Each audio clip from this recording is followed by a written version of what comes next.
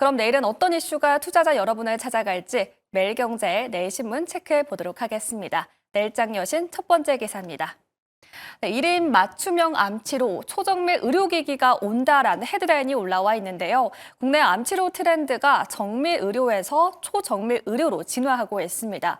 기존에는 암치료가 특정 집단을 위한 기성복이었다면 이제는 한 사람만을 위한 맞춤복으로 바뀌었는데요. 암세포를 죽이기 위해서 광범위한 지역에 미사일을 떨어뜨리는 수준이 아니라 정밀하게 목표물만 조준 사격할 수 있게 진화한 셈입니다. 이로써 부작용이 최소화되는 건 물론 치료 효과에도 탁월한데요. 암 수술에 로봇을 적극적으로 활용하면서 생존율이 현재 높아지기도 했습니다. 현재 국내 암 경험자는 현재 300만 명에 달하고 있는데요. 인구 20명 중에 1명은 이 경험을 잊거나 투병 중인 상태로 밝혀졌습니다. 현재 고령화가 진행되고 있기 때문에 암 환자는 더욱더 늘어날 전망인데요. 의료 섹터에 대한 긍정적인 전망이 나오고 있습니다. 이렇게 의료 로봇이 상용화하면서 가속도를 내는 상황에서 의료 AI 관련주 전망 들어보도록 하겠습니다. 성하준 매니저님과 함께하겠습니다. 매니저님, 네. 의료 로봇 관련주 전망 어떻게 보실까요?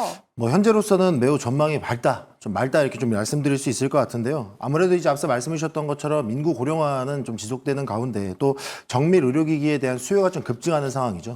그러니까 아무래도 이제 의료에 대한 수요는 폭증하고 있는데 이 의료진에 대한 부족, 그러니까 그런 부분들을 좀 채울 수 있는 그 공백을 메꿀 수 있는 게 바로 의료기기가 좀 주목이 많이 되고 있습니다. 특히나 이제 인간의 손으로는 정밀하게 들어갈 수 없는 부분에 있어서의 이 정밀한 수술 분야, 특히나 이제 뇌나 척추 이런 고난이도의 수술에 있어서 또 로봇 관련주가 또 진가를 발휘하는 부분들이 있다 보니까 최근에 이 의료용 로봇 관련된 종목들의 움직임들이 상당히 좀 가파른 흐름을 좀 보여주고 있습니다. 또는 이제 뇌나 척추에 대한 고난이도에 대한 수술이뿐만 아니더라도요. 단순 반복할 수 있는 예를 들어서 물리치료라든가 일부 단순 반복 작업을 이끌어낼 수 있는 부분에 있어서도 이 의료진보다는 또 로봇의 도움을 많이 받을 수 있다는 점에서 부각이 좀 많이 되고 있고요. 게다가 또 최근에 우리 코로나 시즌 때 한번 또 우리가 경험을 했었죠. 비대면 진료에 대한 부분들. 그러니까 이제 고령화가 좀 지속되면서 이제 거동이 좀 어려우신 분들에 대해서 이제 주거에서 집에서도 이제 AI를 통해서 원격 모니터링 진료를 볼 수 있는 부분들에 있어서도 이 또한 이제 의료기기가 같이 또 로봇화되고 있는 부분에 영향을 받고 있다 보니까 아무래도 좀 이런 부분들이 계속 좀 부각이 되고 있는 모습이 나오고 있습니다. 단기적으로 본다라 그러면 아무래도 의료기기 규제 완화 움직임들을 꼽아볼 수 있을 것 같은데요. 아무래도 이렇게 의료기기 규제 완화들이 꼽히게 되면 고령화 지원 정책에 대한 부분들도 또 수혜를 받다 보니까 이 의료기기 또 로봇기기 관련된 종목들의 움직임들이 또 수혜 기대감에 끌려 나올 수 있을 것 같고요. 중장기적으로 흐름을 놓고 본다라 그랬을 때는 아무래도 로봇 수술 시장이 조금 더 확대되지 않을까.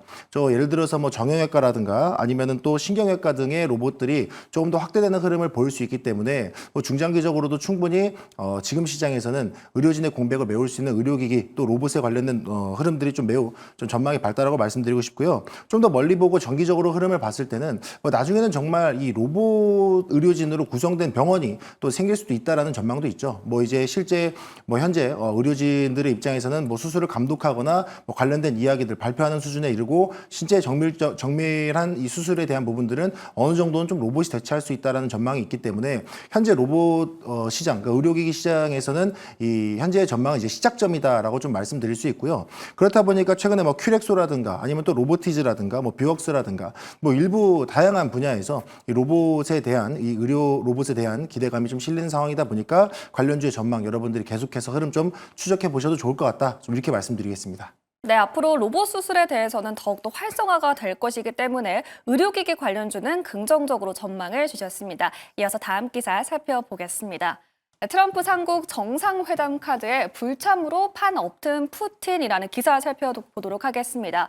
푸틴 러시아 대통령이 전 세계를 상대로 러시아 룰렛을 이어가고 있습니다. 러시아와 우크라이나 대표단이 이스탄불에서 만나서 3년 만에 휴전 협상을 진행했습니다. 하지만 이곳에 푸틴 대통령은 불참했고 양측은 알맹이가 없는 대화에 그쳤습니다.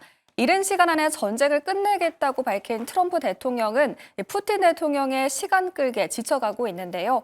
결국 우크라이나는 미국의 지지를 잃을 위험성도 높아지고 있습니다. 지난 11일 푸틴 대통령이 우크라이나의 협상을 제안했고 젤렌스키 대통령도 역제안을 하면서 양국 간의 정상회담이 약속됐습니다. 여기에 트럼프 대통령도 두 국가가 모두 참여하는 걸 전제로 동참하겠다라는 뜻을 밝혔는데요. 이런 게 불발되면서 국제정세 불확실성이 극도로 높아지고 있습니다. 회담을 둘러싸고 줄다리기가 벌어지고 있습니다. 각자 서로의 우선순위가 달라서 협상이 체결될 가능성이 희박하다는 목소리도 나오고 있는데요. 최근 휴전에 대한 기대감으로 급등했던 우크라이나 재건주였는데 매리저님, 재건주 보유하고 계신 분들 대응 전략 어떻게 세워봐야 할까요? 아무래도 지금 재건주의 흐름이 상당히 시장의 흐름에 따라서 뉴스의 플로우에 따라서 상당히 급등락을 이어가고 있죠. 아무래도 이번에 러시아와 우크라이나 간의 이 휴전 협정에 대한 부분들을 상당히 좀 기대하고 계셨던 분들이 계실 수도 있고 트럼프 대통령도 함께 했으면 좋겠다라고 의견까지 나오면서 정말 미국이 양국을 좀 중재해 줄 수 있는 환경이 만들어질 수 있을까 하는 기대감이 실려 있던 상황인데 결국에는 그 상황이 우리가 원하는 모습대로 되지 않았어요.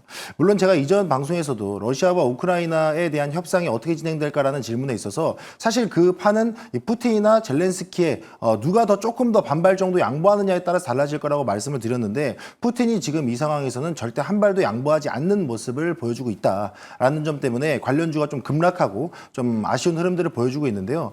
사실 좀 구체적으로 말씀드리고 좀 중장기적으로 말씀을 드리자면 사실 휴전 협상에 있어서 또는 종전 협상에 있어서는 이야기가 끝이 안 날 수가 없어요. 그리고 특히나 트럼프 대통령 같은 경우에도 집권 당시에 빠르게 협상을 좀 이끌어내겠다라고 이야기를 했다가 그 부분이 정확하게 좀 흐름을 이어갈 수 없게 되다 보니까 관세 쪽으로 좀 시선을 돌리고 있는 모습들이 나오는데 제가 보는 관점에서는 이번 차례는 푸틴이 한번 발을 뺐지만 그 다음 협상에 있어서는 아마 주변국의 외교적인 압박까지 포함이 되면 러시아도 더 이상 물러날 곳이 없죠. 그렇다 보니까 현재로서는 러시아가 주장하고 있는 부분들을 전부 다 이 우크라이나가 받아줄 수 없을 겁니다. 그렇게 되면 어느 정도는 러시아가 원하는 분야를 좀 채우고 우크라이나가 원하는 부분을 좀 내주면서 좀 협상이 좀 완만하게 좀 흐름을 가져올 수 있지 않을까. 다만 이번 협상 결렬에 의해서 주가가 폭락한 부분에 대해서는 저는 개인적으로 단기적으로 좀 홀딩을 해보셔도 좋다라고 말씀 좀 드리도록 하겠고요. 대신 이제 이 말씀도 드리고 싶은 게 그럼 다음 우크라이나 러시아 협상까지 기다려야 됩니까? 일단 기다리셔야 돼요. 결국에 우크라이나 재건주 같은 경우에는 이 뉴스 흐름을 정확하게 타는 테마주의 성격이 짙은 종목들이기 때문에 이런 종목들 같은 경우에는 그 뉴스 흐름을 탈 수밖에 없어요. 그러면 우크라이나 재건주를 내가 비중을 많이 갖고 있다라고 하신다라 그러면 뉴스 흐름에 따라서 단기 급등이 나오거나 소폭 반등이 나올 때마다 비중을 조금씩 줄이면서 대응하시는 게 좋을 것 같고요. 그럼 이 종목은 상한가를 친다거나 신고가 랠리를 가져갈 수 없습니까? 제가 지금 바라보는 입장에서 그럴 수 없다라고 보여요. 왜냐하면 워낙에 시장에서 부각이 많이 됐었고 여러 번의 기회를 줬는데 계속해서 결렬되는 부분들이 나온다 그러면 일단 주식시장에 참여하는 시장 참여자들의 신뢰를 잃어요. 그러니까 투자 심리 자체가 재건주의 흐름을 앗아가게 되는 거죠. 그러니까 지금 최근의 흐름만 놓고 보더라도 SY 스틸텍과 대동기어가 대표적인 대장주였는데 사실상 SY 스틸텍의 움직임만 나왔고 대동기어의 움직임은 좀 이전과 같지 않았다라는 거. 이런 것들을 한번 해석해 본다라 그러면 실수혜주나 수주받은 기업들을 제외하고는 아마 움직임이 이전과는 좀 다를 수 있기 때문에 계속해서 상승하는 신고가 랠리를 가져가기를 기대한다. 전 좀 아쉬울 수도 있다. 그러면 여러분들이 혹시 낙폭이 크다 그러면 본전 부근 아니면 좀 약손실 구간에서라도 비중을 조금씩 줄여가시면서 대응하는 게 최선의 전략이 아닐까 좀 이렇게 생각하고 있습니다. 네, 뉴스 흐름을 잘 따라가면서 보수적인 접근이 필요하다라는 답변을 주셨습니다.